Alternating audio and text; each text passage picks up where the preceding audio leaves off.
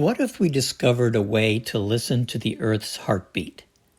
Not as a metaphor, but as a literal source of power. Imagine a rare element, let's call it plutonium, that acts as a bridge, resonating with the Earth's 1.6 terahertz frequency to provide a clean and infinite energy for a very little price. No charging stations, no power lines, no fuel bills. This is exactly the world-shaking scenario I explore in my new technothriller, The Deep Surge. But to truly understand the thrill of this story, you first have to understand the sheer magnitude of the threat this discovery poses in the 21st century world. Because in a reality where energy is free, the trillion-dollar systems we've built all over the world to control our lives become obsolete overnight.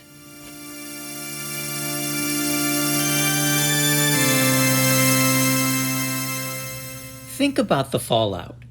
The oil and coal industries wouldn't just be disrupted, they would be erased. Trillions of dollars in pipelines, tankers, and refineries would become stranded assets, worthless. And it doesn't stop there. Think about the EV revolution, the giants of the lithium and the cobalt markets. Companies currently spending billions to corner the battery market would watch their entire business model evaporate. If a car could fully operate for 20 years by resonating directly with the ground beneath its tires, why would you ever need a 500-pound battery? Big energy wouldn't just give up, they would fight. Would they use every legal, digital, and perhaps even violent tool in their arsenal to label this discovery a geological hazard just to keep the world dependent on their old energy assets? Think about it.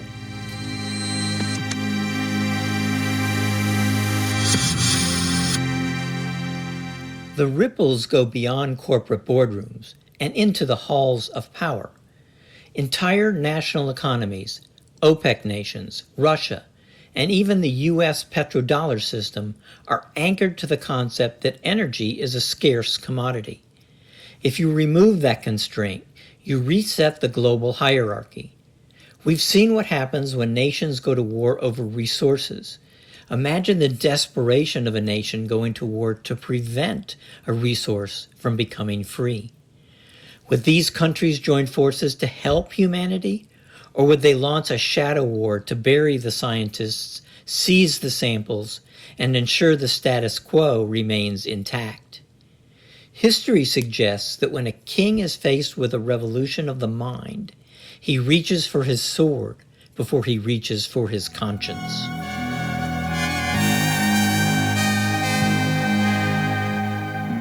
This is the world we live in today, a world that values the meter more than the miracle. If a team of brilliant minds, let's say from a place like MIT, actually found this heartbeat of the future, they wouldn't find themselves on a stage in Stockholm. Rather, they would find themselves in a race for their lives. They would be forced into the shadows.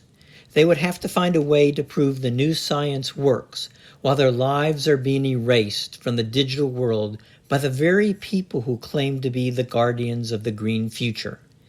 It's a battle between the logic of the past and the potential of tomorrow.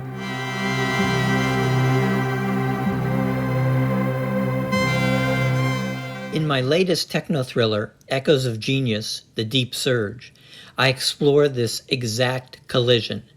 It's not just a story about a new element. It's a story about what happens when the most disruptive technology in human history meets the most ruthless monopolies of the 21st century. I wanted to see how a team of honest researchers could navigate a world intent on killing their discovery before it could save the planet. If you've ever wondered how close we are to a total energy reset and who is standing in our way, pick up The Deep Surge. The energy is available to everyone, everywhere. The question is, who has the right to stop us from using it?